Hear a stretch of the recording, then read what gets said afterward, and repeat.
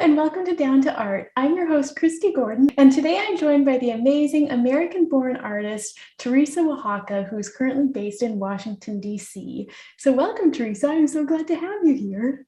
Hi, Kristy. Nice to talk to you again. So good to talk to you. So Teresa's work can be seen in galleries and collections around the world, and she's the recipient of many awards from institutions including the Elizabeth Greenshields Foundation, the Posey Foundation, and I first became aware of her work when I saw her win second place in the Portrait Society of America's International Portrait Competition in 2011, which is where I first met her. And lately I've been so intrigued by her work to see the imagination that's developing in her work. And I wanted to chat with her today about how she draws inspiration for her paintings and integrates it into the beautiful creations that she's making. So yeah, I guess maybe we should start a little bit with your education. And I know you've kind of combined multiple ways of, training yourself. There's so many different ways to train. There's online options nowadays, and there's studying at an ATA, and then there's self-study too. And I just wonder what your education looks like to bring you to where you are at. Well, I started doing art when I was quite young. So I would say that my first art was probably watching my father sculpt a small alligator out of some kind of oven baked clay. And then he took it out of the oven later. And remember, we were sitting on my bed at probably it was only 8 p.m., but it seemed late. And he was going to apply the varnish, but we had some paints from the art store. And maybe it was my suggestion or his, but we ended up painting a lot of red blood around the mouth and the eyes to make it more realistic. and then we glazed it. And then I think that was sort of one of my first art memories. And it basically led to me doing a lot of sculpture and drawing as a way to amuse myself as a child. At the time, I was an only child, so I didn't have too many playmates when I was at home. And so I was amusing myself with just drawing and creating toys. So it wasn't just the idea of sculpting, but it was it had to be cooked or hardened in some way and maybe painted so that you could play with it. So it was a kind of a fun thing. And I think that helped because I've talked to some friends who teach at ateliers, and they say that when they encounter adults who haven't really played with art as children, they sometimes are a bit deadened by the monotony of just the theory, and then they don't have that winsome playfulness that I think needs to be there to help you learn the theory. That's such a good point. Yeah. I'm sure the same could be for music. It's no fun if you're just doing scales and you don't have fun songs to dance to, in your free time. Yeah, so that's already such a good point. Because then there is such an element of play, and that in your work now and having that experience as a child, it makes you just comfortable with art. It's not this big crazy intellectual process. It's just sort of play. And I can totally see that in the way you're creating art now. Yeah. And I think, if you have that desire to create some kind of finished product, and it's not necessarily for monetary terms, it's just you want to finish it so it can be useful and you can derive more fun from it or share it or play with others, then you inevitably become a little obsessed with techniques because there's this whole thing now about art for art's sake and art for fun. And I feel that's given to children a lot. Maybe things are changing now, but you sometimes I found myself you sitting in a kid's class and they're getting you to roll Play-Doh or I don't know what. It's you're I want to draw. I want to learn to paint. So I think from a young age, I was really wanting to learn some skills. So I think my next memory was drawing watercolor, how to do horse portraits, some kind of book, from a store. And there was just a lot of that. And I remember being in a lot of adults classes because they were the only ones who did figure sculpture or figure drawing, with models and, clay that you would fire or some kind of like system where it was like, this is how the paint dries, and then you varnish it, and then you frame it, and then put it in a show, and then people see it. There was a little bit more like that. So I was doing that for a long time, and until I was about 12. And then I got really interested in, all of a sudden, the Renaissance. So instead of animals, I was like really into Michelangelo and Rembrandt. And actually, not really Rembrandt at the time. I thought he was kind of brown and boring. Is that sacrilegious? Like, and I didn't get Caravaggio, but like, mind you, like back in like, 2003 or whatever, like most Caravaggios I saw were like a little, like 1 inch by 1 inch yellowed photo in a giant book of art history. So it was really hard to understand. When I actually saw Caravaggio in real life in Rome, I got it. And he was like my favorite then, from like the age of 15 on. So I had just this like love of the figurative realism from the Baroque and the Renaissance. And so I decided to go to a school in Florence, Italy, and learn how to draw and paint like the old masters. Yeah, I actually love what you said, like about how like your experience just loving art as a child really just like naturally brought that desire to like learn how to paint like really well. Like, and so the next move just naturally to follow that was like to go to an ATA and like learn really solid painting and drawing techniques.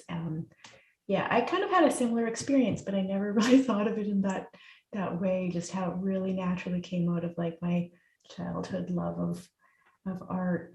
And so you got to, I believe you lived in Florence for some time, didn't you, when you were going to, which academy did you go to, which ACA? I went to the Angel Academy of Art, and then I also went to the Florence Academy of Art. And then somewhere in the middle, I also went to Odd Nerdrum's school, kind of like apprenticeship atelier. Yeah. You went to, I was in 2008 in Norway. It's like such a like perfect combination actually, and I actually have like the exact same practically, and it's just a total fluke.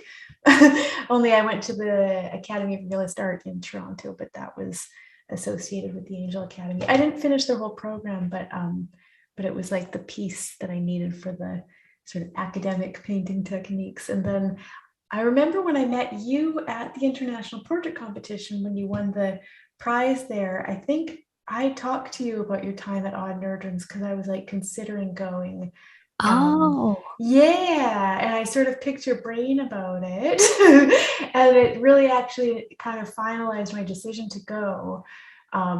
But it was actually a really nice sequence to do the ATA first and then Odd Nerdrum, because I found for me, like seeing Odd Nerdrum work kind of helped me understand how you can build up a painting from your kind of imagination, but using, models and just supplementing with whatever you need to do to make kind of a, academically, like a well, structured painting using the kind of principles that we know in academic painting, but to make it from your imagination. It was like the first time I'd ever seen an artist work that way. And I don't know if it would be very easy to learn that kind of thing without just seeing someone else do it.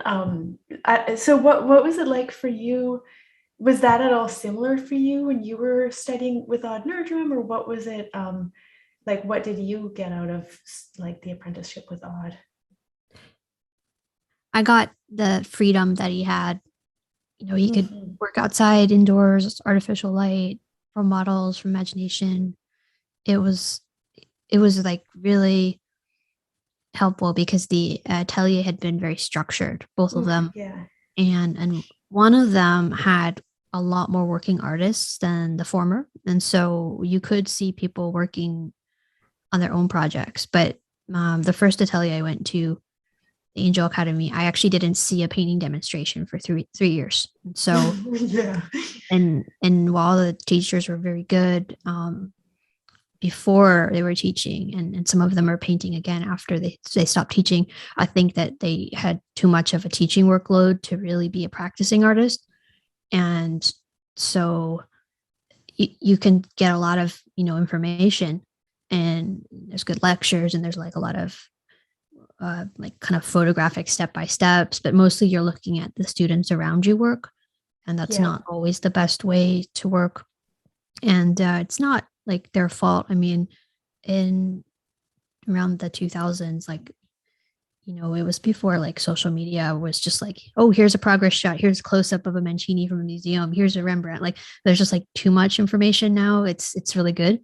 But back then, I remember it was just like old yellow art books and PDFs that people would share on thumb drives. Like, the information was a little harder to get. So it felt like people were stumbling around a little bit in the dark, trying to figure out how to build these paintings that they saw in books and museums from the past. So it was like maybe almost like overly technique and Yeah. focused, and not enough on the, not so much the creative, but like just the freedom to try a lot of experiments, like. Yeah.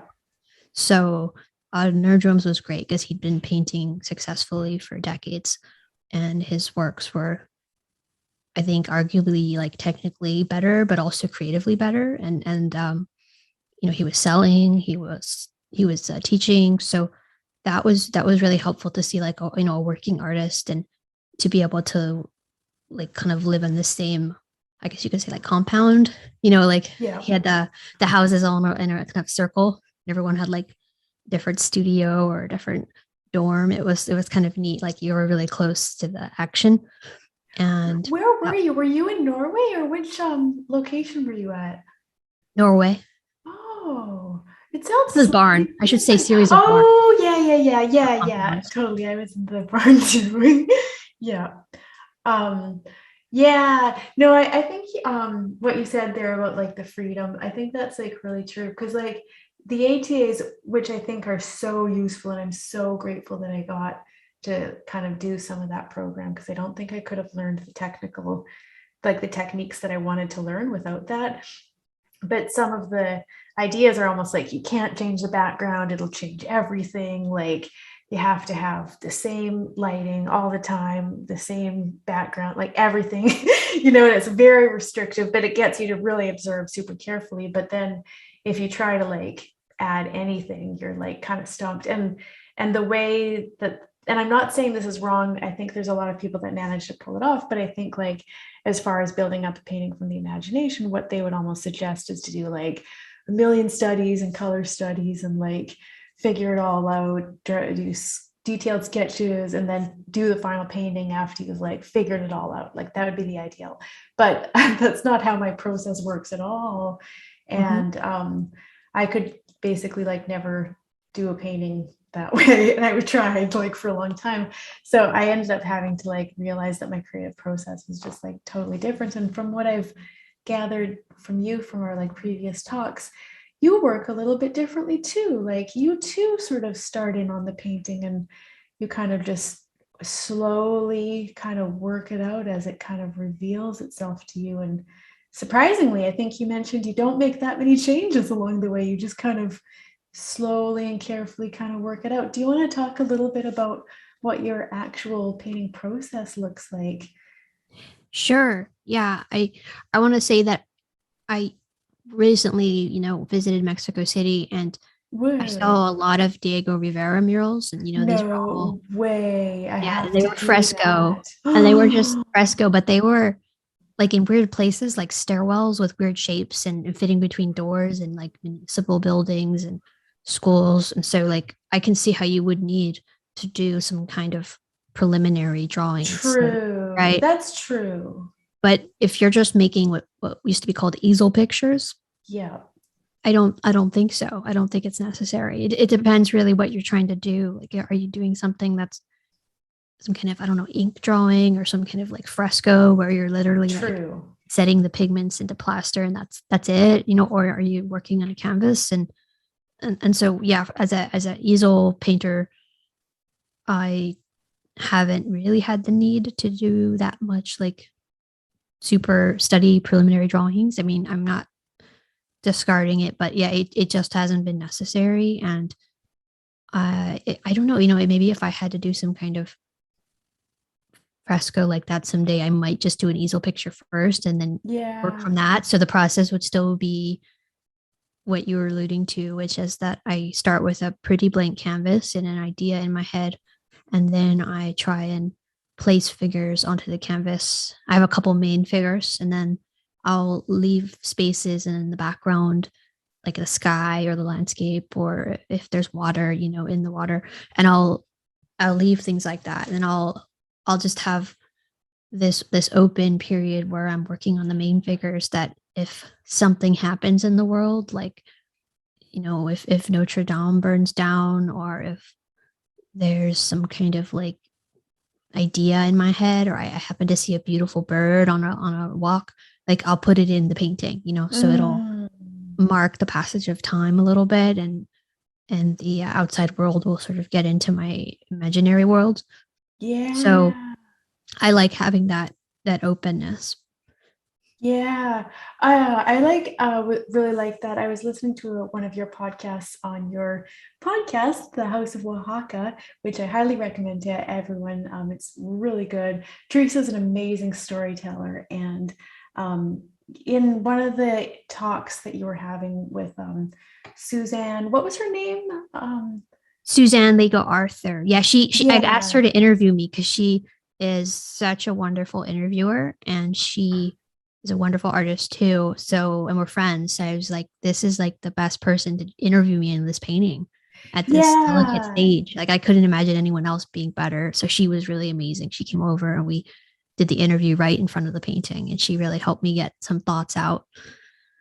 It was really good. And what I really noticed was that like there is like, as far as where you're drawing your inspiration from, which I want to ask you about, I did really notice that you're definitely like drawing inspiration from life too, like from the real world, from what's happening in the world, from our history, and you follow things like you read National Geographic, you kind of have a good understanding of history, better than me probably. Uh, so yeah, I like what you're saying about leaving like some openness for some world event or whatever, or daily life like event to kind of inspire you and find its way into your work. But yeah, do you want to talk a little bit about what your process looks like of drawing inspiration? Like, I know you go to museums and there's art books, there's obviously Instagram now, you spent time in Europe, and do you want to just speak a bit to some of those different like sources of inspiration and how you use them?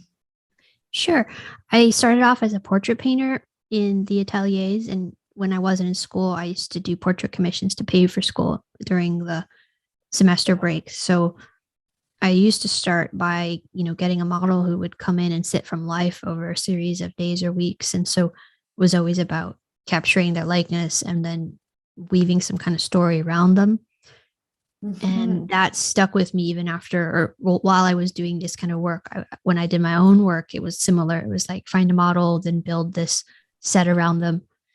And then I started working more from photographs for various reasons. It wasn't like an exclusive thing, but I think I realized like having so many appointments. I was like waiting on the stairs by my front door for a model to show up. Usually it was a commission. And sometimes they wouldn't come, and I would be like, I was one of these super preparers. I'd be like waiting for like an hour, and I was like, this Ugh, is disrupting my day. Or I'd be like totally. at a dinner party or a lunch party, and then like the hostess would get mad at me because I was like, I have to go. I have a portrait sitter coming over. It was just this thing that was maybe symbolic of like the old world no longer being compatible with the pace of the new world. And similarly, like people don't want to pose that long as much. Yeah. So I started to do more photography, and then I could paint like anytime I wanted. So I was still doing both, but like I found that I like to paint at night a lot, and just any old time, and for as long as I wanted. So I used to do like painting marathons that could be like sometimes 30 hours. Whoa. Yeah. And I would try to, probably when I was a little younger, like I don't do that as much anymore, though sometimes I do. But I would try to like start and finish a whole painting, like a 60 by 40-inch painting in like 30 hours. I was doing more of an Enter Wow. Zorn style. So you only have to get like the face and hands really good, and then you can kind of palette knife the background. So, but still, like it was pretty extreme. And then I'd go to like the museums, and then I'd be like drinking in all the museums, and getting ideas Yeah. from the art. And then I would go to like 3 different restaurants, which was like very decadent for me because I don't eat out much unless I'm traveling or teaching, and I go out with students. Like I usually just kind of like cook pretty simple things at home. So very decadently going to like, bars and like museum cafes and reading art books and like absorbing all the museums. And this was like a once a week thing. So I was getting a lot of ideas from the museums and the museum bookstore and the city. And in a way, Yeah. it's really similar to just like kind of like they call the infinite scroll, where you're just scrolling infinitely on social media. Like if you're Huh. plugged into a lot of art history and like aesthetic accounts, you get a lot of images. And so it was kind of like Hmm. that in the real world. It's just like seeing a lot in a short period of time and letting ideas come in. And then I've Yeah. always been a bookworm. So even before I was doing audiobooks, I was reading a lot.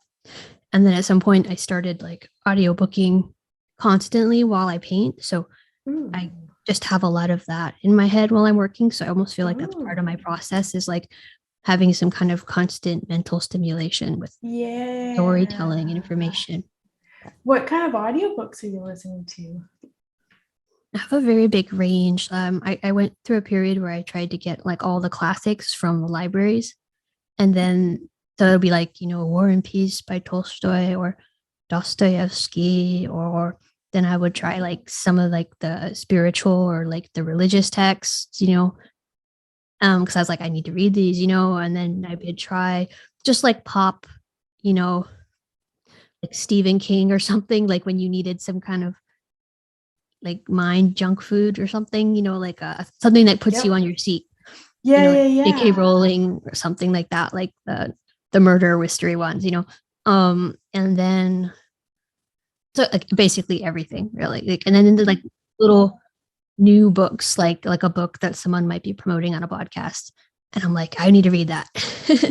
So Yeah. that's kind of the working process is. Actually, that's really interesting to me. I'm gonna like actually do some of that. I've been listening to New Thinking Aloud, which is like um sort of like metaphysical philosophy. So it's kind of out there a lot of the time. It sort of trickles into my work. I find that even though I'm doing an art podcast, I don't listen to that many art podcasts. I'm interested in more of the ones that you were kind of mentioning too. I mean, I would love to listen to Dostoevsky. That's such a good idea. Um, but it's like I can see how in that way those types of things like filter into your work, and I think that's really relevant.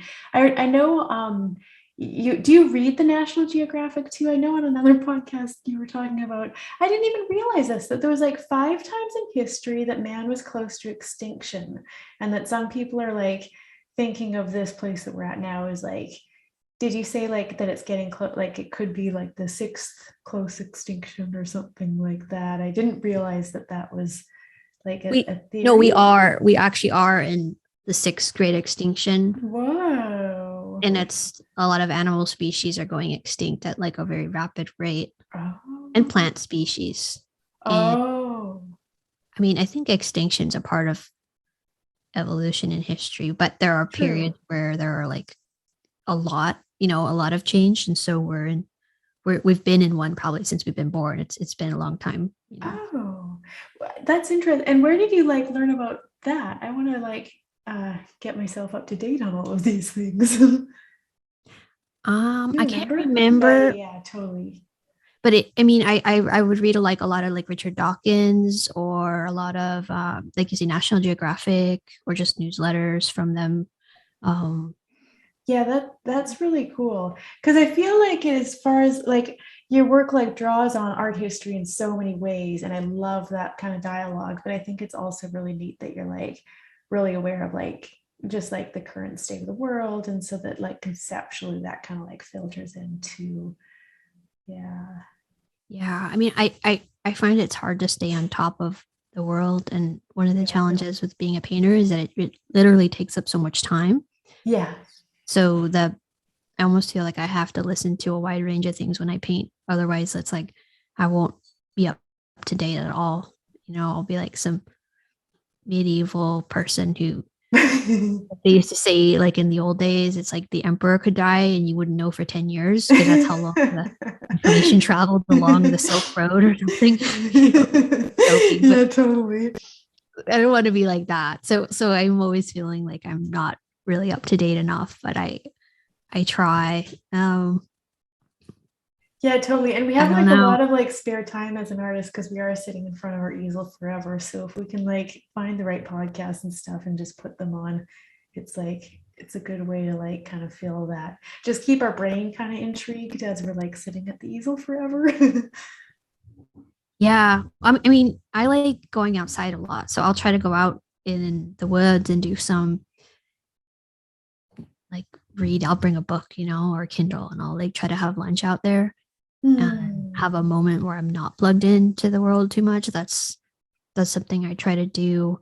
Um, oh yeah, I have another like method for ideas and stuff. So Sweet, tell us. I yeah, I a few years ago now, it's been a while, but like I decided to just like not drive a car as much as possible. So any kind of errand, like if it's supermarket, post office, even if someone buys something from me within like 12 miles, like I will run the package or I will run to get the groceries. Like, so I just run everywhere. So I run to the zoo where I'm in DC or near DC. So we have like the National Zoo and a lot of Oh, national museums. really? Yeah. And so it's nice because you can run along like kind of like sort of woodland trails, like, but still pretty within, safely within civilization or whatnot. Like there's, I think we have coyotes, but like there's no like wild animals, so Yeah. um so you can run around, feel like you're in the woods, and then you can emerge into some amazing museum, and then like a hummingbird or something, you can be like, I'm going to drink a little bit of history, drink a little bit of modern art, I'm going to go over here and I like to do that, like do a really long run. So it's like your brain is a little impaired because of, I guess, the getting up and then doing that. Like the blood isn't really in the brain as much. It's probably like more in the legs and healing all the, I don't know what, the muscles or the capillaries. So your normal thought process is different. Hmm. And you can sort of start to make abstract connections between, Hmm. at least for me, like the things I see in nature, like a lot of the weird animals out there in the swamps and the wetlands and the woods. And then I see like the museums and the history and then, the art. And I just get like these weird thoughts. It's kind of fun. And Oh, and when I say like weirdly impaired, kind of like if you didn't know where you were going, it'd be very hard to read a map, like that kind of thing. Like you're a little confused, not terribly, but just like someone who was running a marathon, like just a normal kind of yeah. tiredness, just which I think is kind of probably like natural. That's how we used to be. We used to exercise a lot as a species. I think we were like, there's a book called Born to Run, and it's about people running a long time and how we're sort of made for that, and how because we can sweat, we could technically run down animals because they eventually get tired. They can't run and sweat at the same time. So people would go run down animals for like a day or two. And so I Huh. was like, oh, I think I can run to the museum. Like that's not that far. So I guess like trying to not be so connected at the same time, like some kind of balance, trying to find some kind of balance in this world. Ooh, Uh, I like that. It like disengages like the normal types of brain patterns or something and like yeah. allows for like more creative connections or something to be. Yeah, it does become hard to operate a phone or like text. It's kind of like, no, I don't, why would I want to do that? Like, I'm here, I want to see and hear and run and, like do amazing things in real life, not be on my phone all the time. So I have like, try to do that once a week or something, like have one of those long days. Oh man, I love that. Yeah, I think I'm gonna set one like that up. Just like going to that. I like how you're drawing like all in one day, like from different sort of inspirational sources. Yeah, Yeah. yeah. And nature too. I think that is really important. Like the actual natural world, the like energy of the trees and like, birds and um Yeah. I go through Oh. town too. If it gets dark, I'll go back through the town. So it's not Yeah. Yeah. very long. Yeah. Yeah. And Totally. there'll be like cafes, and sometimes I'll pop into like a fancy supermarket and buy really weird cheese, like like expensive truffles and like cheese and like a long baguette, and then I'll pretend I'm part of like the whole hipster movement culture, and I'll like walk down the That's fancy trendy fun. streets and like past the fire station, and everything will just be like amazing. I'm like, whoa, look at this. It's like it's civilization. It's Oh. fascinating. Like, it's just like ordinary Oh. things become really fascinating. It's like, and it makes sense because if you paint a lot at the easel, it's like getting a day off from that and like just seeing a normal city street. It's kind of like a treat. It's like, oh my God, like it's like getting a field trip when you're a little kid, you're like in school at a desk, like, what is it, like 300 days a year or something crazy? It used to feel like forever. And then you get a field trip and you're like, wow, this Yeah. is what life is like. Yeah, and you can kind of like see the culture. For some reason, it's making me think of like, is there like a French word called like flaneur or something, which was usually like a male that would like walk around the streets and kind of just observe and like look at things or whatever, kind of take Yeah, in. But I I know like the that. fact that it's like a woman like embracing that. I feel like I too do that in New York, and I like the fact that as women we can do that. We can be this flaneur type. I think to be a flaneur though, you have to be dressed to the nines, and then you have to like actually sit down Ah, and like order coffees and like, so I have done the mhm. flaneur thing. I used to do that a lot before COVID. I would like, if I was traveling somewhere to teach or just traveling for fun, I would be like a flaneur in some like fancy European city. And Yeah, I can picture you like that with yeah, yeah, no other yeah. object than to just like walk around in nice clothes, going to cultural things and like reading books and sitting outside like in cafes. That was like pretty much it. I've done the Yeah. flaneur. It's definitely different than the long running kind of thing I was talking about. It's very different and Because are you actually running in these scenarios? Like act like running like or like it's like a long walk. could be both. If I Ooh. have like a camera, I have to walk, but it's actually easier to run. If you have to run 24 Whoa. miles, it's easier. Whoa. It's easier to run it walking. You get a lot more sore, and you're out longer, so you're burning more energy. I think so. If you run it, if you're in shape, it's really easy. Wow, that's like Yeah. yeah, And that's you don't get interesting. sore, you don't get injured. It's really easy. And you're like kind of connecting with your primeval self, like how you're really supposed to Yeah. be like functioning, you know, Mm. like you're not supposed to be getting tired after walking up a flight of stairs. That's not normal. You're supposed to be able to run 10 miles like it's nothing. Like that's, I mean, Yeah. technically speaking, I think that's how we were supposed to be at least during some Yeah. part of our lives if we were healthy and lucky. But, um, Oh, so I like that though. Yeah, that is different than the flaneur. No, this is that's totally different. It's more, yeah, um, getting back to like our original state, or I like the word primeval. Yeah, your mind shifts. It does something to your brain. Like you get you yeah. feel really clean and healthy, and you can sleep really well. And it's like Whoa. there's like no pain. I think like most Huh. people, even if they don't notice it, they're in some kind of mild form of pain. Um, whether it's a minor headache or some kind of ache, or just a brain fog. Like Yeah, that's the one I notice the most since I try to like work with my mind all the time. yeah. And you do something like that and it kind of cleanses you, and Oh. you just feel great. You feel like you're on a cloud or something. It's really cool. Whoa, that's such an interesting idea. I feel like I've like never exactly done this. I like the idea.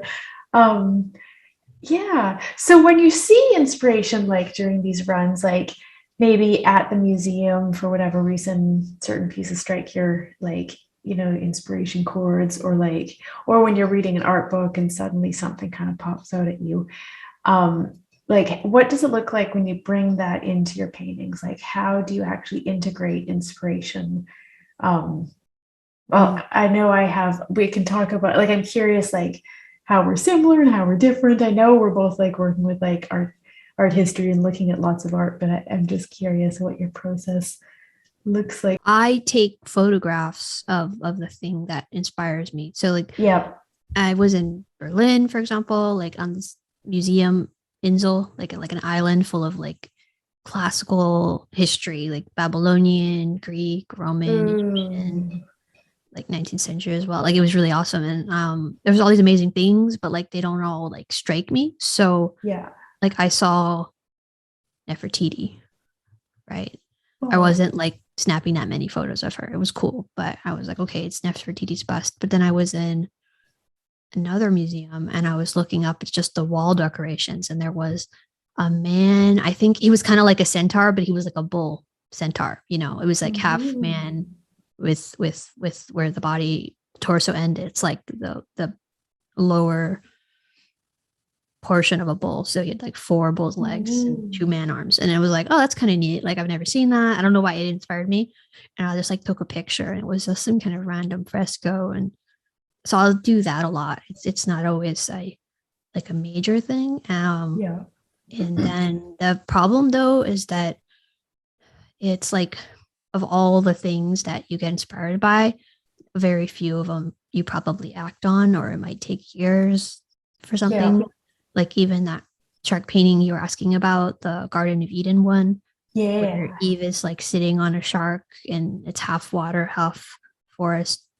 That one I think was in my head 2 years. And I don't know if I would have started it if it weren't for March 2020, when, you know, like kind of everything ground to a halt. So I had been traveling so much, like I just didn't really have time to sit and do something like that. So I have been thinking about ways to be like more productive. I know that's like an unhealthy thing. It's like now we have to stop being more productive, but more productive and like getting my ideas out, and not just painting something because, you know, like because. So I was like, yeah, I want to channel the ideas better. Like I think I'm starting to. So I'm happy with that. But that's one way. What I do usually, if I'm a lot more like if I'm actually at home and not traveling. Problem with when I'm traveling is I'm not home, so I can't just go home and do it, right? Yeah. So, but I did recently, when I like my last trip was to London in like March 2020. I was at the Tate in the National Gallery. So I was doing a lot of drawing in a sketchbook, which I almost never do, but I started just drawing ideas, like actual paintings. Like each page was like a big thumbnail. So I didn't do copies. I just drew my own ideas, like in cafes or whatever. Like, and that was helping because I seem to be making more of those paintings than the ones where I just merely like got a snapshot.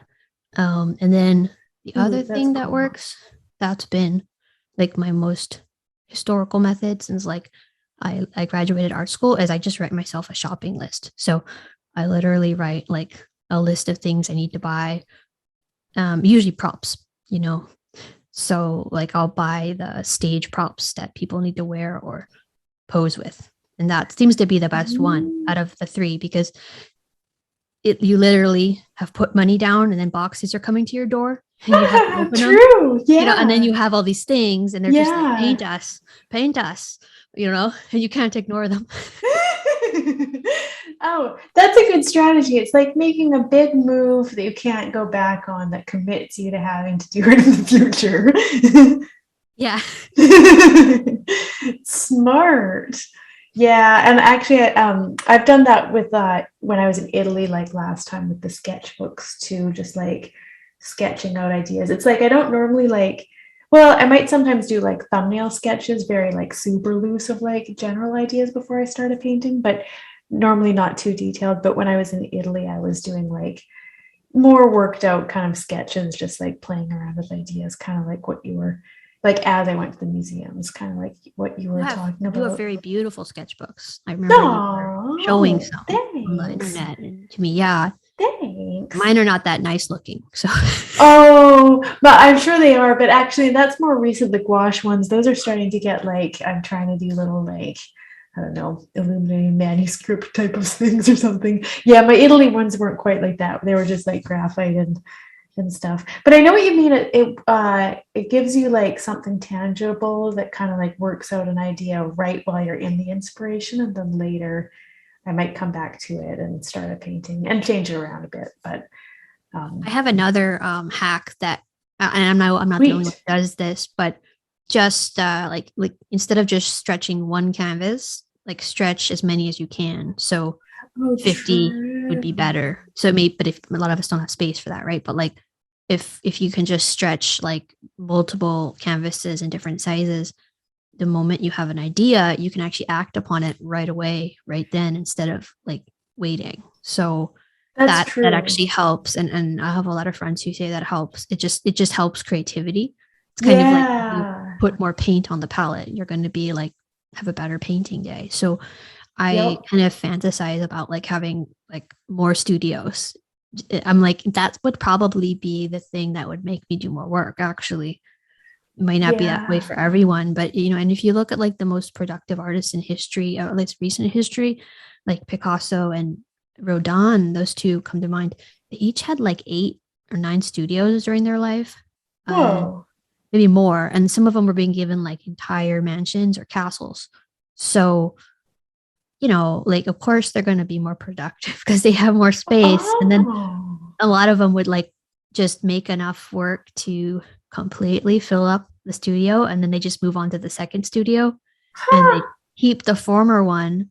Like Rodin had like a few at the same time in Paris. He was during the days when the government would like give you studios, so you didn't have to like pay rent or buy it or something, right?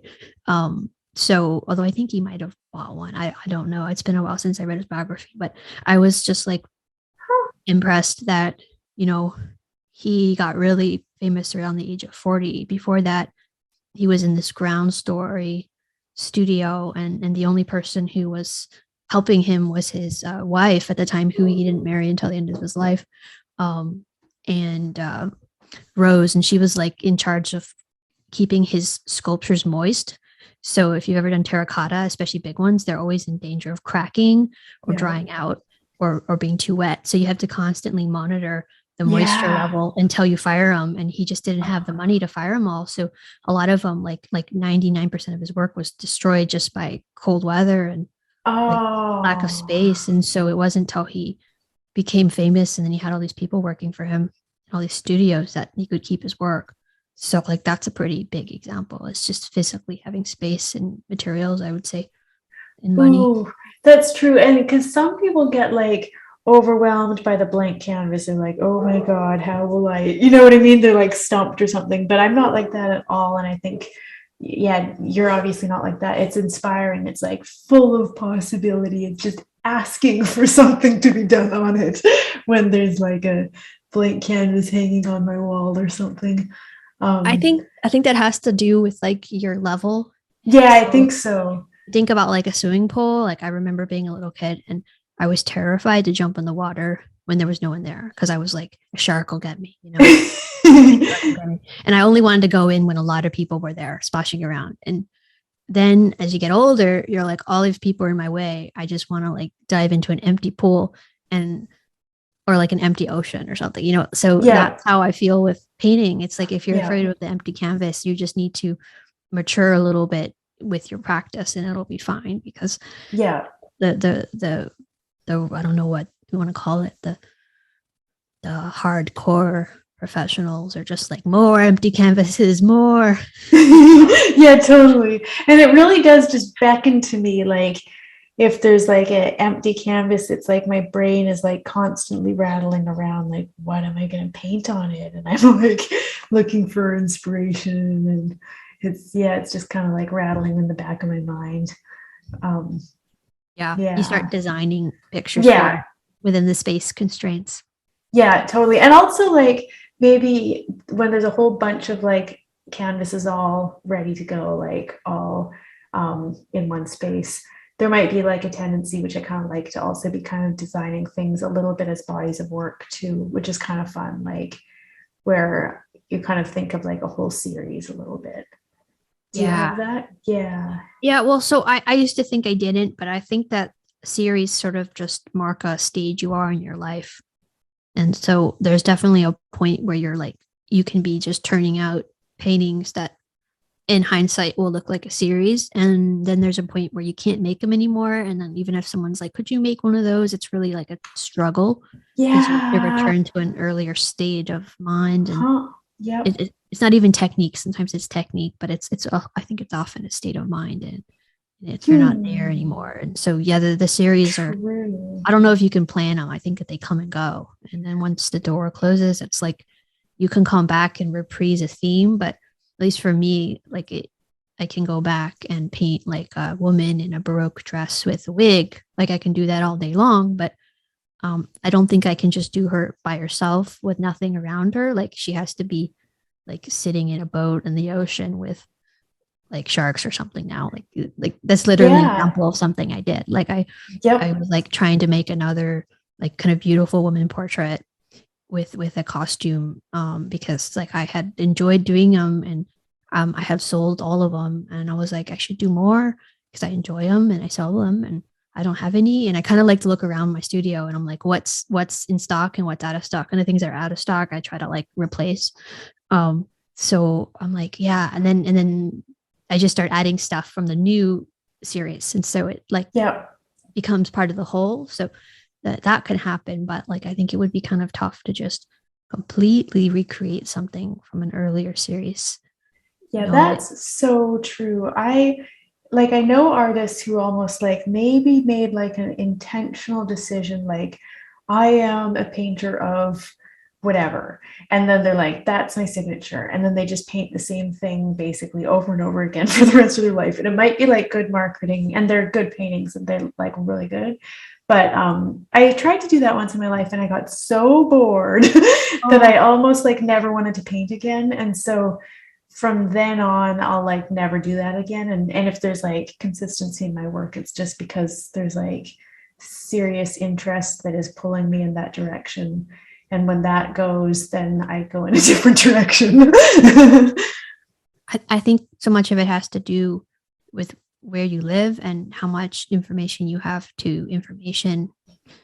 I just say the information twice. Like, do you have like a really high speed broadband internet, or is it spotty? Like, is it, this sounds like superficial, but I mean, I used to have a really spotty internet. So getting online was like a chore, and I only did it to do emails, and it was like once every few days. Right. Yeah. So I'm just like living on the same street, reading kind of the same books, doing the same thing. So the work Oh, is kind of yeah. placid. And then all of a sudden it's Yeah. like, oh, I'm like constantly paying attention to the internet, and then I'm traveling constantly. And then um, it's like sometimes traveling would be like, especially if it was just the cities, like it's different if you're going to landscapes, but like if it's just a city, it's like traveling is like, oh, that's when I get a break because I'm not being inundated by all the possibilities. Like I have all these cool technologies now in my home that can distract me or change my way of thought. Like every 10 Mm. minutes I can like learn something new and change my way of thought. So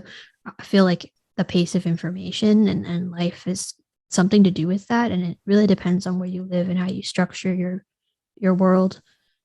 Yeah, You think that's so? true. It was If you just move to New making, York again, does that change like versus living in Canada? oh, majorly.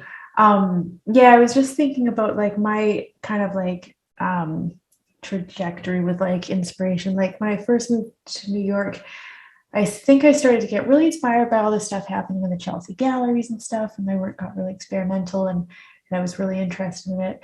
But then there came a time where I was just so, there was just like too much happening in my brain and I had no idea who I was as a painter anymore, and I had to almost like stop looking at so much stuff and just be like, what's really true for me, and almost like not look at things for a little while there. And then eventually now I look at everything all the time again, but I feel like I took some time where I stopped looking at everything at one point as Yeah. well. So there's like a weird balance that happens. Did you have anything like that? I don't think I'm able to do that. I think I get too curious, and I do a lot of things you're not supposed to do. Like I drink tea in bed, like not 8 hours before bed, not an hour. I like literally in bed, I'll just make a cup of tea and then I'll go to sleep. Like that's a big no. I'll like mess up my circadian rhythm. So I'll have like different waking up and bedtimes. Um, I yeah. So then I'll, of course, yeah, I'll be like listening to like all sorts of information and entertainment and podcasts, kind of like DJing it almost. That's like, no, I need something exciting, and now I need something kind of like, pop, or now I need something serious, or now I just need something dry and educational. Like, so I'm kind of constantly working with that. But I have a long time ago there was a painter that had a show in Arcadia. It was way back. I was in high school, and his name was Doc Hammer, Oh. and he was doing these really beautiful paintings of women with like halos, and he called them saints. And he also was one of the two co-writers of Venture Brothers, which was this really funny like Adult Swim cartoon that I watched. And so I was like, oh, he's a painter and he's like a comedian. So that's why I started watching. I think I made the connection. My dad was watching Venture Brothers and I was like admiring his art. And at that time there was like deviant art. So he would write about his process and things. I got like an appreciation for how hard it was to be a working artist from reading his entries. And he said something about cartoon writing in one of his interviews, because he was more famous for the cartoon than for the paintings. And he said that when he's getting ready to write a season, he's open to everything, like absolutely everything. Like even this, like if you're at some cafe and there's someone talking loudly next to you, it's like instead of being annoyed, it's like you study the annoyance and you make that person into a character. You use everything, right? Yeah. And I was like, yeah, that's great. But then when you're writing, you shut yourself away and then you don't look at, especially other people's jokes. So for us, it would be like, you shut yourself away and do not look at other people's art, because as an artist, you can't help it. Maybe like they say artists are like the great thieves. Like you're one of steal other people's art, right? So like, okay, when I'm making this painting or this series, like I am just going to purposely not look at anyone's art for a little bit, because I want it to be 100% my voice. Like, so I do respect that practice a little bit. So I'll try to like not be aware of what other artists are doing in my community, but I'll look at other stuff that's like not my community maybe. Yeah, totally. And I'm just like really struck by how much you're feeding your brain with like just information. Like, I think that's so interesting, and I'm going to start doing more of that. Like, I like what you said about kind of DJing, like this playlist of information that you're like feeding your brain through, podcasts and audiobooks, and also like like artists writing about their process. That's really useful too, like to read about how other artists like I was reading Vasari's the life of artists, and that was like really useful. Like it was really interesting. So stuff like that can be really inspiring too, to just, it's not necessarily about the technical aspects or like the kind of visual like creation of the painting, but like the kind of sort of challenges like on a conceptual level, like, or even on a life level that artists like were working through, and how they came to them. I remember reading like Kiki Smith saying that like all artists are looking at other art, and the more the more obscure your references, the more like original your work will look. And that like really stuck with me. That's why I look at a lot of old art. That's why museums are my favorite, because they were often from lost civilizations even, Oh, that's interesting. Yeah. Or like I look at a lot of fairy tales because they're from like time immemorial. Yeah. It's neat. Yeah, that it is neat. So I know you take like a lot of inspiration from like life itself and like, contemporary events. Is there anything going on around you in the world today that's, especially inspiring you right now?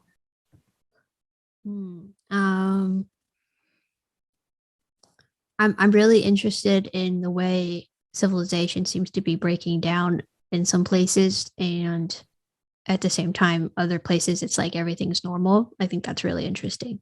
And I'm sure it's always been that way, but with like the 24-hour media and then like independent media, that's kind of like amazing to watch and also like scary, so but I'm kind of fascinated by that. Yeah, I find myself doing a lot of kind of post-apocalyptic type of like art these days.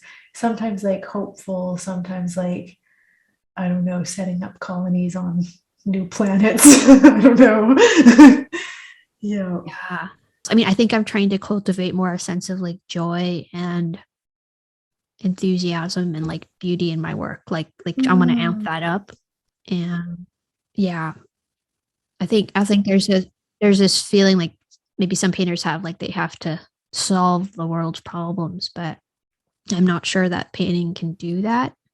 And then there's let's reflect the world's problems, but then I'm like, are we just adding fuel to the fire? So now I'm like talking to some friends, especially a lot of ones who maybe like lived through the Soviet Union or already saw civilization collapse. And what's interesting about them is they're a lot less scared of things that would scare me, and they're just more like want to carry on with their lives and keep things together. And they have an ability to find a lot of beauty and happiness. And they're like, most of the world is good. Most people are really decent. And so I'm like trying to not fall prey to the sense like, oh, things are really bad or people are bad. Like I think I want to start making an effort to cultivate more of a sense of like things are good, people are good, there's beauty, like I think I'm going to try mm. focusing on that a little bit. Actually, it's interesting just thinking about my process lately. It's almost like a few years ago, my art got like pretty dark, like a lot of battles and stuff like that. And more recently, it does seem to have just like naturally started to feel like that stuff is too much conflict. And now I'm doing like a little bit brighter imagery too, without even being conscious about it. I'm just thinking about it now. Um, and who knows why we do things as artists. I don't know if it's like we're coming to the end of the super hardest times or if we're like totally still in the throes of it and really need some Well, hope I and think more beauty. speaking of art history, there was a period when most art was trying to be uplifting and beautiful. And then, Yeah. a lot of people say it's like the beginning of the 20th century, just a lot of wars and destruction. And so art answered by being very dark and beauty was stripped away. And it was kind of existentialist and nihilist, but also asking a lot of questions and rebellious. So, like, there were a lot of good things, but I feel like as realism comes back into fine art, like it was always there in illustration, but as it comes back into fine art, it's like it's still not acceptable to be sentimental or beautiful. Like all these things are called kitschy. Probably going like this is like a Nerdrum's Yeah, spiel, yeah, right? yeah. But I think he had a point, and he was always saying, like, well, what comforts you, right? Like people, dark times want something that comforts them. So I'm trying to think like about that maybe. Um, Yeah. Yeah, that's really cool. and a Um, sense of wonder, like creating a sense of wonder and yeah. beauty in art, that can imbue people with a sense of wonder. And that's That something is that I'm, like my favorite feeling, actually, like the sense of wonder and the mystical, like the magic of the world. That's like my favorite feeling. yeah, like it seems like a worthy thing to do. I think at a certain point Yeah. you start to wonder, like, what should my art be for? Like, it's, it's not just about selling paintings or promoting yourself or being good at technique. Like I think there's a certain point where you have to like kind of ask the big question. So like what is art Yeah. for? So like that's maybe something on my mind. Yeah, totally. I remember when I was doing my MFA at the New York Academy of Art, John Jacobsmeyer, one of my teachers there, said something really useful. He was like, show me like through your art, like how you see the world. Like that's a kind of hint towards like finding our voice as an artist. Um, and I think the way I see the world is like it changes, and that's probably why my work changes. But do you maybe find that you're looking at the world with like a sense of hope and wonder these days as well, and that's like filtering into your work, or is it more based on need, just like the need to see some hope and wonder, although we might not see it yet? No, no, it's definitely like it comes from like just like all the books and the art and like the being in nature it's coming from all that. But it's the Yeah. difficulty of like creating that in art. So it's not just a canvas and paint, but it's imbuing it with some kind of spirit or meaning. Yeah. As we said, beyond the technical or beyond just the beautiful or the well executed, or it's like giving it something else. And that's kind of I suppose that's the thing you get to do once you feel like you've figured out a few things, like you figure out your technique and your voice, like the way your work looks, so to speak, and the way it's made. And then the next thing is probably, it's that Maslow's pyramid, right? It's the hierarchy of Mm-hmm. needs. So in art, there's the Mm. hierarchy of needs. So it's like, Mm. can you make it? Can you sell it? Or can you afford it? Basically, like, can you afford to make it? And then like, is it good? Do people like it? And then probably the last one is like, do you like it or do I like it? And then it's Mm. like, uh, why or I don't know. I'm just thinking about those things. That's kind of fun. Oh, that is interesting because like the highest point on Maslow's pyramid is like self-actualization or whatever. So like the idea of like, do we like it? Like, are we really painting from our heart? Is it like just coming from that pure place of like not trying to do it for any other reason or whatever?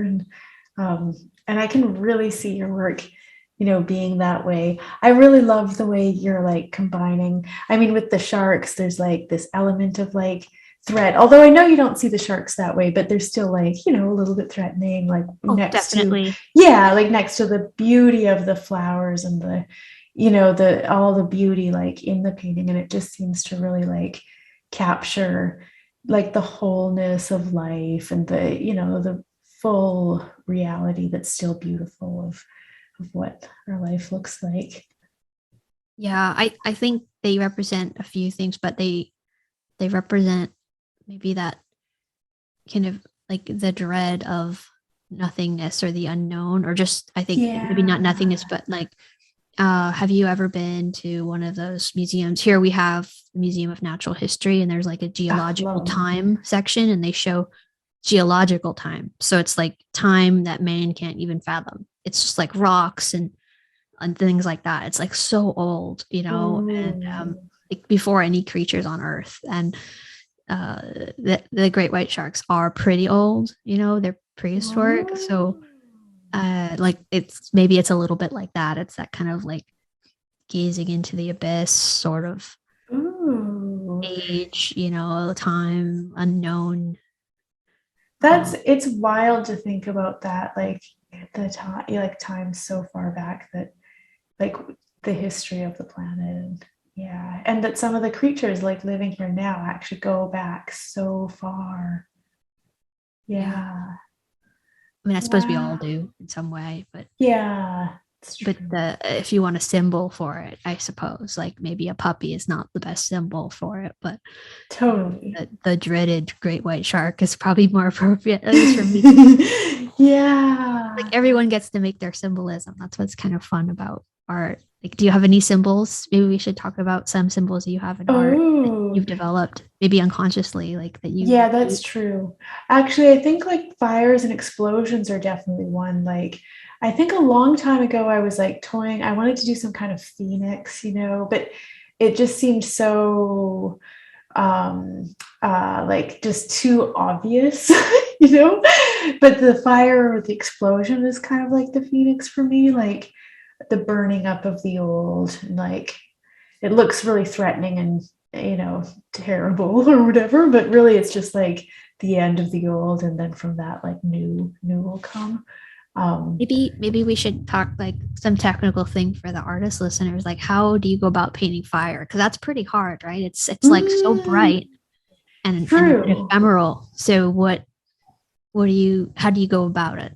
Yeah, that's true. So I kind of do sort of like some impasto, like highlights, kind of like, yeah, sort of like an impasto sort of area in the middle. And then I start to kind of blob at it with my finger to make it glow. And then I'll kind of glaze um, the reds and the oranges like on top of that, like progressively less reds and oranges as it moves towards the center. And then maybe I'll blob a like yellow sort of in the center, more impasto. So it kind of creates like a glowing effect. Not even that hard. Like there's actually a candle video on my Instagram account that kind of shows like very basically. So it's not that hard. It's kind of like, and so I can kind of do it from my imagination. And then I might look at fire reference if I'm painting a fire and start to paint like actual little flame shapes like inside of that. Yeah. You have some fires in some of your paintings? Like I think you're working on a cake painting right now that has almost this element of fire in it, but through the candles on the cake. How are you treating the fire? See, I've done one fire and it mostly used, yeah, impasto, a couple layers. I've done like the yellow, red, and orange kind of spectrum, but I saw people were putting blue in there. And I was like, yeah, I think if you watch a fire long enough, you see blue. True. So I'm just thinking for my next one. I was like, I think I'm going to play with a few more colors in it, but I kind of just go about it the way I would like paint gold or something, just something that like, or glass, a lot of people get afraid of painting certain things and it's not really that hard. It's mostly like matching values and colors and edges. So you kind of figure it out as you go. So I was just curious, because it's like, as an aesthetic, it's not a very common one, maybe, so yeah, no, not like painting flesh true. or something. Yeah, no, it does take, and same with water. I feel like water is like another one that requires certain techniques. Like I do a lot of glazing in water because water is transparent. What do you do for your water? You're painting a lot of water. I have secrets for that. Yeah, I have a huge palette, so I find that the more blues and greens you have, the easier it is because you can literally just separate different passages with a different pigment almost. I mean, you still mix. So the turquoise, cobalt turquoise, that's really I love that color. I didn't use it for a long time. And then I started and I was like, oh, this is great. It just kind of expands my green range. It's like the most beautiful color. Yeah, I like cerulean blue, ultramarine blue, cobalt. I have like a bunch of different cobalts. And yeah, just those kinds of things. Sometimes I put like a pure lapis lazuli down just so I can be like, there's pure lapis lazuli there, Totally. Azurite. I love that rock. I have azurite, even though it's really difficult to work with. It's super grainy and doesn't like to be made into paint very well. But I use it for like skies and weird places. I'm doing a Hieronymus Bosch, kind of like not quite a copy, but I'm taking the background from the Garden of Earthly Delights and I'm painting it into one of my paintings. Oh, so, sweet. I've done that kind of thing too. Like, yeah, it works so well. You just pop like a Bosch painting into the background and it's like, I don't know. And then you start to riff off of that and put your own stuff in. And it's like, I haven't used the same one. We're doing different stuff, of course, but I've really like enjoyed doing that. I have another thought. This is pretty big sweet one. Ooh. As far as coming up with ideas and working things out. Oh, cool. It's just something I've done like my whole life, so I never really thought about it, but I'm like quite a big role player. So either like a role-playing game, like in the old days, I used to play role-playing games with my friends, whether they were written on like online forums or they were like the Magic the Gathering things or whatever, or just like playing like characters on a playground. I've never done that. I did a lot of like, just like, it's like the kind of thing you do when you don't have any toys. You just like role play from stories, movies. And even if you haven't seen it, you like give a plot and then you let it go. So that was like all before, but I will just like, nothing like crazy, but like I have like a lot of outfits that kind of embody the characters in my paintings anyway. So I'll literally just wear the same outfit as I'm wearing in a painting in like real life. Or if I go to a museum or if I go like different places, I'll just try to imagine the scene is different than what it really is or something for fun. I don't know if that makes sense. That's cool. I used to be a video game player too. I had to stop because I had a video game addiction when I was like 12. So I have a big, Really? yeah. So, overactive imagination I have always had. So, I just channel it into making art nowadays. It's like a productive use of time, But I haven't played that many video games, but I actually feel like there's like some that would probably really inspire me if I was to like play them. oh, definitely, yeah, definitely, probably Yeah. because of your art. But yeah, I feel like kind of a sense of role playing. If you've ever done that, or to the listeners, like that definitely I use that a lot. Like I have a pretty strong aesthetic sense of like how I want things to be, or in the work. So I do enjoy that. And it's nothing like obvious. It's probably like the same way someone would wear a tattoo and you wouldn't know they had the tattoo and it's not hurting anyone. But it's just Yeah, like yeah, yeah. I might be walking through the woods and I'm like imagining a fairy tale like in my head, or Mm, I might be somewhere and like I'll just like imagine the architecture a little different, or um ideas will just come into my head for paintings. Like it's just kind of like always kind of thinking on like I don't know, creatively, I suppose. Like, what I if can this was like like this? totally see that. And like a lot of the figures in your paintings, like, I mean, I've seen you like in real life, like all dressed up and like even the way that that you dress when you're all dressed up and stuff, it's like really distinct and a little bit fairy tale-ish even. And like Yeah, the figures in your paintings all look like that too, and there is this kind of like, yeah, I mean, fairy tale-ish. It's like I'm having a hard time finding like the right word, but um it changes the way you see life. Like it really does. yeah, Like when I dress up in like a I flaneur, can in my imagine. dress or something with like pearls and historical Yeah. shoes and like I don't know what, some kind of like 18th century makeup. Like it definitely, like people see you differently and you feel different. Like you feel Yep.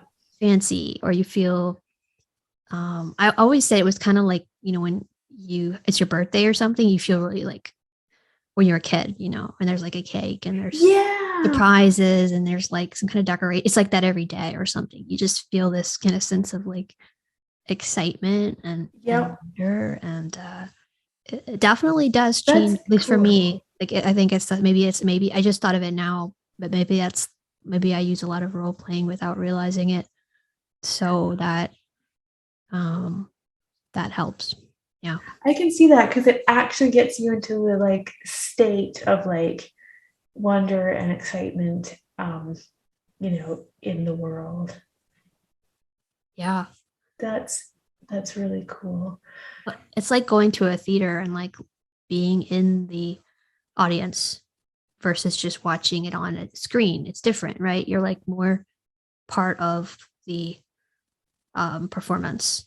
If it's a play or a Yeah, musical or an orchestra, and then if you're actually in the performance, like that's a whole nother thing. But I think that feeling of being right in the audience, that's kind of the one that I would be thinking of. It's like a little removed, but uh not just like watching it on a screen, like you're participating. yeah, that's interesting. I can totally see that, like as I'm looking at your work, like that you're actually experiencing it, and at like as you actually paint it, like you're putting yourself like into the kind of concepts of the painting. It's kind of like a writer who like comes to kind of know the characters so well or whatever that the characters start to like tell them what they would do next or something like that. Yeah. Oh, well, this has been so inspiring to pick your brain. And actually, it's given me lots of ideas, which I just love, like about how I'll kind of bring some of these ideas into my work. I mean, just like especially the idea of like getting good audiobooks that just feed my brain. I just found it so inspiring to talk to you. So, for people who want to find out more about your work and your classes, where can they find out more about you? You can find my work at www.teresaoaxaca.com, where I post new paintings, works in progress, and I have a newsletter. And I also have an online gallery where I sell both drawings and paintings, large and small. I also have another website and podcast connected to it called houseofoaxaca.com. And I'm on Instagram as Teresa Oaxaca and House of Oaxaca. I love your work so much. I can't wait to see how your shark painting turns out down the road. And I'm just so happy to be in touch with you. So thank you so much for chatting with me today. It was really great. Thanks for having me, Kristy. And I love your work too. So I'm really glad that we've been connecting like this. Aw, thanks, Teresa. Well, I can't wait to talk again soon sometime. Talk to you later. Bye. Bye. I hope you've enjoyed this episode of Down to Art, and if you're interested in any of my classes or seeing my paintings, you can check out my work at kristygordon.com or look at the online classes I have at kristygordoncourses.com, where you can learn about my online art mentoring program as well as the different streamed online classes that I have. If you've never taken any of my classes, I would suggest you start with the self-portrait class. So thank you for joining us today.